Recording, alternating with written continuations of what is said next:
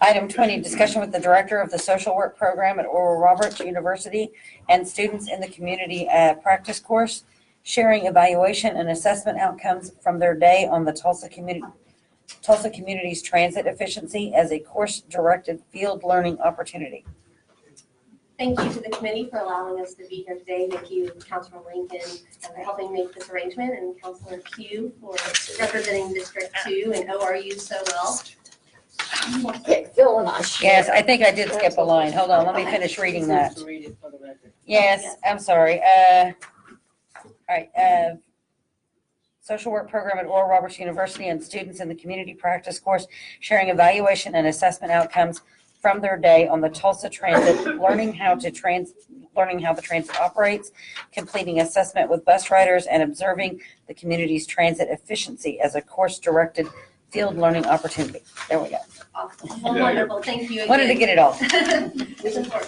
Well, thank you for allowing us to be here today. My name is Stacy Blaylock. I'm the director of the ORU social work program, and these are a few of my wonderful social work students that are a part of the community practice class. As part of this class, they're learning how to engage in the community at various levels, advocacy, engagement, also learning about community development.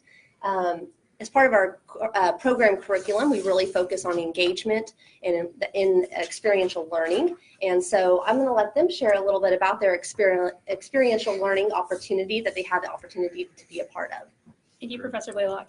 As she mentioned, we are seniors in the ORU social work program. My name is Susan. This is Charity, Arlyn, Christina, and Rihanna. For our community practice class, we wanted to engage with a program in the community hands-on. Therefore, we decided to conduct an assessment of the Tulsa Transit System. On Friday, September 21st, we were assigned 3 agencies: the Department of Human Services, Social Security Office, and Family and Children's Services, to visit within the span of 4 hours using the Tulsa Transit System. As you may or may not remember, there was a torrential downpour on this day. So while we are navigating Tulsa and trying to understand the Tulsa Transit System, we also learned what the meaning of a real rain jacket is, and we did not have those on that day.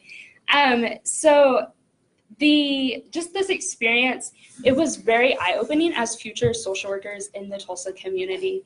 And so as we were just looking and navigating and assessing the transit system, we were able to discover the purpose of this. And so the purpose of it was not just for our class or as a part of our education, but to truly understand the citizens' perspective of the transit system, and to be able to understand the transportation needs of the future clients that we may have. And so from doing this assessment, we were able to identify 3 observations, and that was the positive feedback of the citizens who are riding the transit system, as well as the employees of the Tulsa Transit System. We did some research and found some suggestions for improvements, and we wanted to share with you the impact that the Tulsa Transit System had on our lives from this assessment.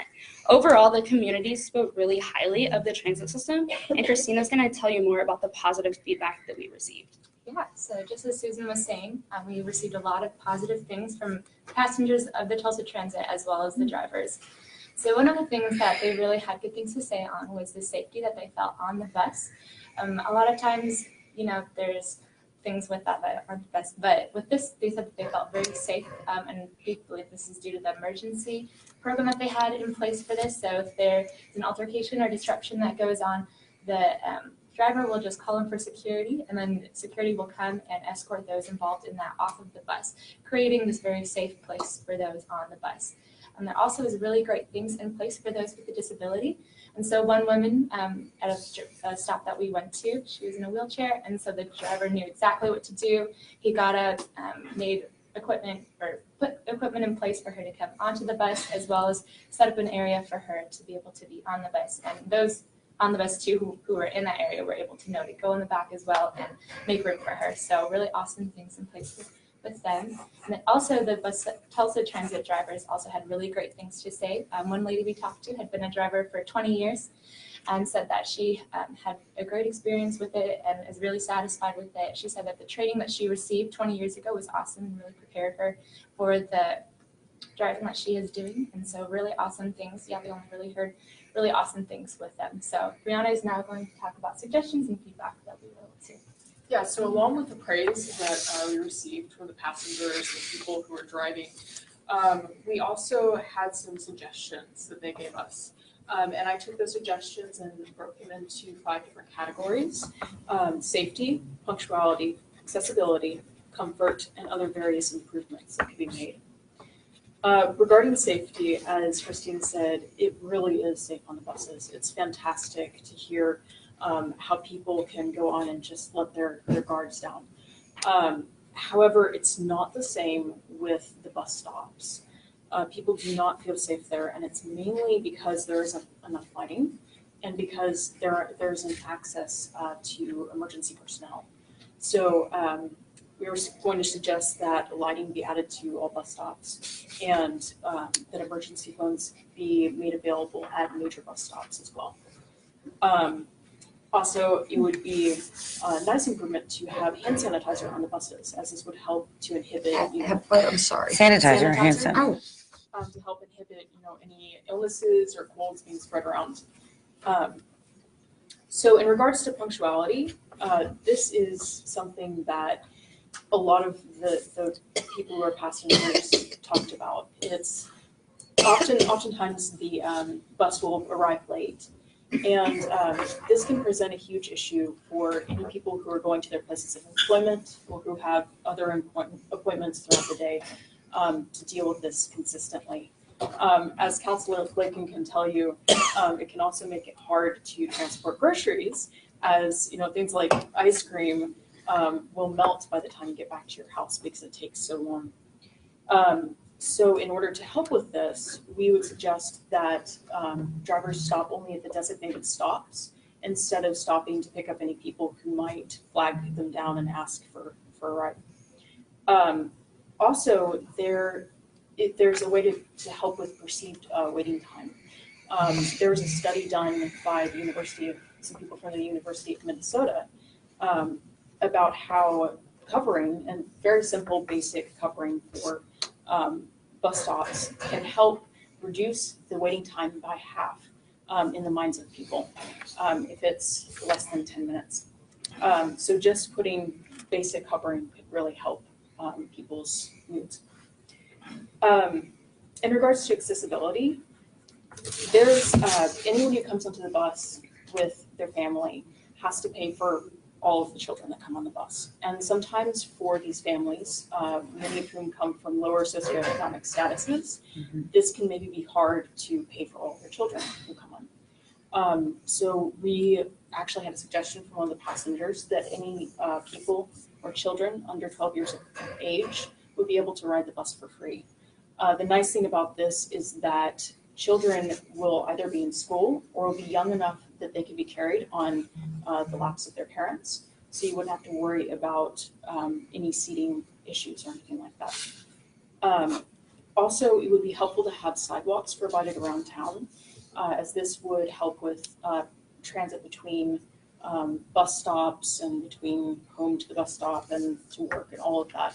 It would help with the comfort for the passengers, their safety, and keeping clean. As we found, going through areas without sidewalks can be hard, especially if it's raining, and traipsing through mud puddles is not good for suits. So the fourth item is for comfort. One of the main things that we noticed is the buses themselves are very, very comfortable. And there were barely any suggestions from people about how to improve them. However, the actual bus stations have a lot that could be improved upon. They have either 2 or 3 walls, and usually will have covering over it. They don't have any covering in the front, and oftentimes they're really close to the road. So in conditions like what Get we splashed. went through, you get splashed from the road. And the way that Oklahoma is, there's just a lot of wind all the time. And so it'll blow the rain at whoever's in the bus stop, and you just end up getting soaked anyways. Also, weather can be very, very finicky in Oklahoma and will be either really, really hot or really, really cold. and there's no heating within the bus stops. So for winter months, it can be hard for people to last those conditions.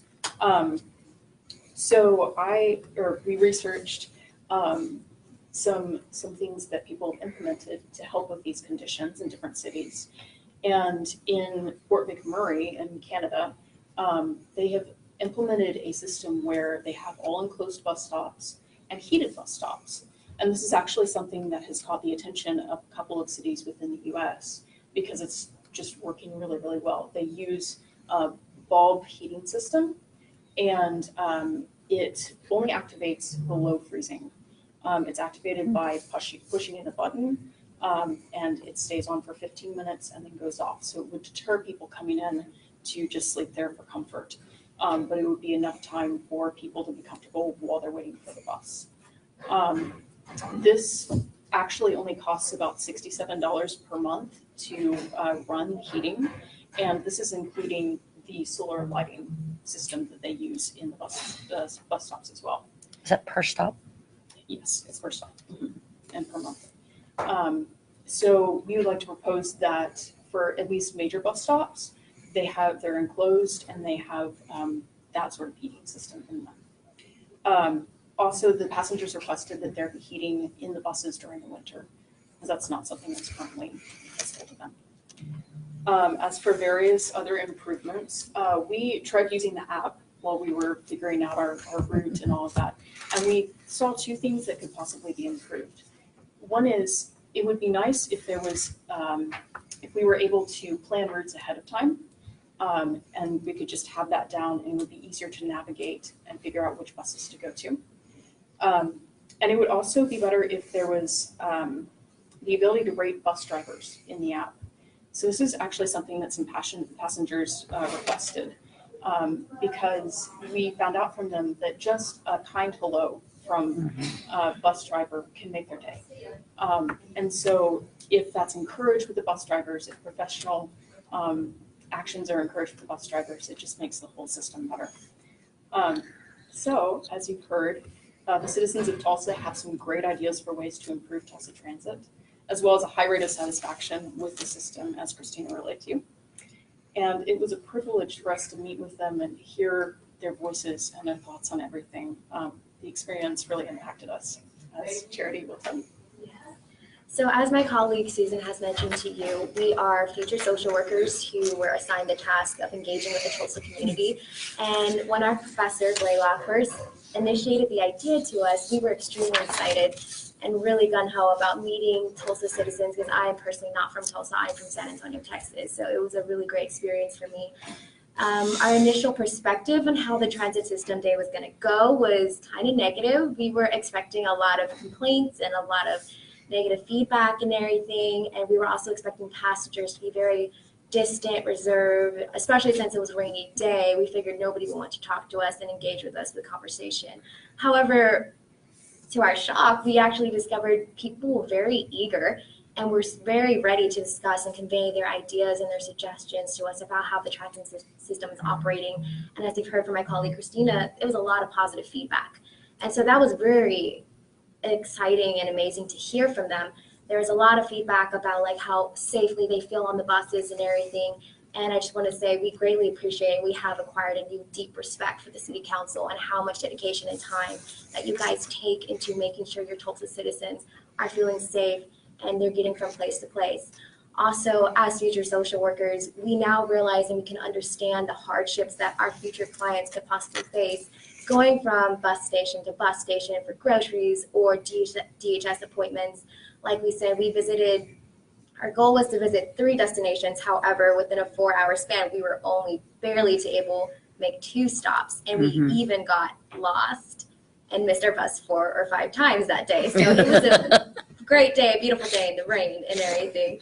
But that just showed the resilience of the Tulsa citizens, and we really admire, especially for me, I really admire the Tulsa citizens and how they just do daily obstacles on a daily basis.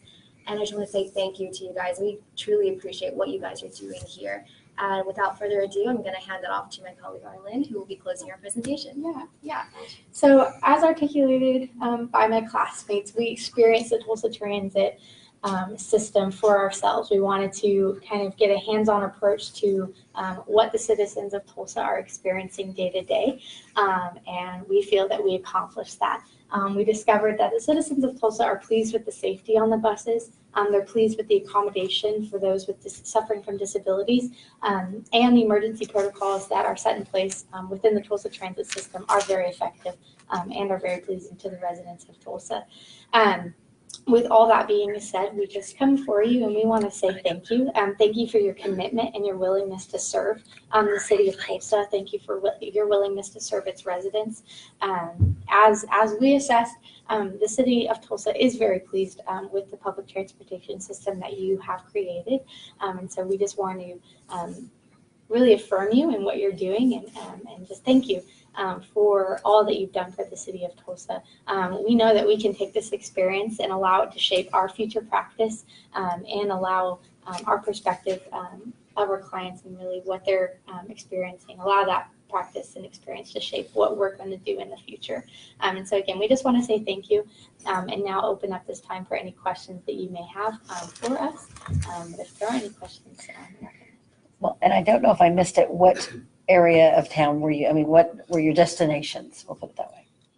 So we started at the corner of 81st and Lewis, Okay. and then we headed downtown to DHS, Okay. and then we went to Family and Children's Services, and then our goal is to end up at Social Security office and then back at ORU. Okay. And we only made it to the Department of Human Services and Family and Children's Services.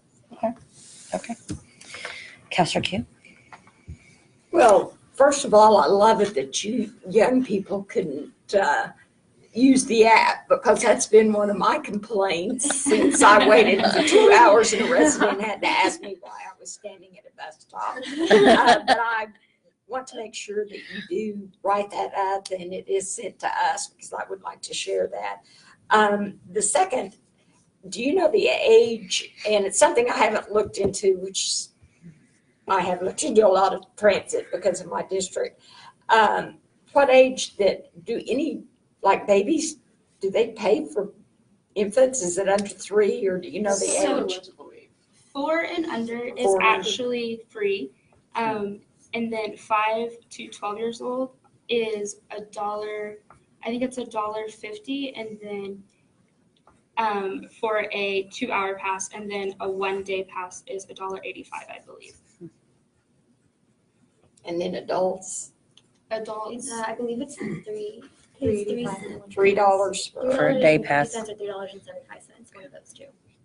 For a And day pass, yeah. something that you didn't mention, and I think this is more for, well, probably all districts, but I know Councilor Hall, Harper, and myself have had these issues with residents of hauling food on the bus. Did you see anyone carrying food with families? Was that a difficult task? And well, we actually noticed one lady when she was bringing all of her groceries on the bus. Another passenger who was riding with us moved and kind of helped her with her groceries. I don't know if they knew each other or if it was just, they're regulars on that bus. But the other passengers on the bus kind of made accommodations for people carrying all their groceries, let them have a seat closer to the front of the bus and have room for their groceries and things. So we did notice in that experience people bringing lots of groceries on the bus, but the other passengers seemed very accommodating and like it was a sort of a regular routine thing for people to be carrying their groceries on the bus. So that was our experience. well, thank you for looking into this. Yeah. A lot of good information. Counselor Lakin. Yeah, thank you all so much. Yeah. Thank you to you for Yes. initiating this for your class and for you all, and going out and actually experiencing what our residents get to experience. Yeah. Obviously super proud of the report that you gave, and just what you were able to offer us and opportunities for improvement for our transit system as well. And I'm glad to hear that it was impactful for you as it was for us, and for some people in the room who didn't have a chance to do this.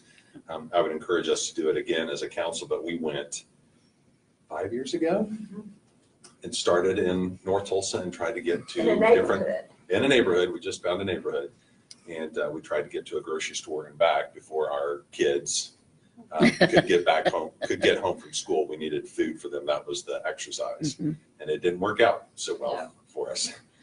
We learned a lot in that experience. But just like you, we also got to spend a little time in someone else's shoes, and not in the same realm or regard. I don't want to say I live life as they do for sure, but just got to experience it from a transit problem standpoint in many ways. And then, as I said to you, as we were talking in the council chambers a few weeks ago, we just got to talk to people and understand what other issues they had, especially for those who are trying to get to and from work, especially after hours when our transit system just is not functional at all. So thank you for taking your time to prepare such an exceptional report. Absolutely. You really did a nice job. Yes, absolutely. We look forward to hearing more from you in the future. Writing a written evaluation, and they're happy to send that forward. I'm assuming that was planned, put out a memo or something. Thanks. Thank you so much. And they've coordinated their outfits beautifully. That was not class required.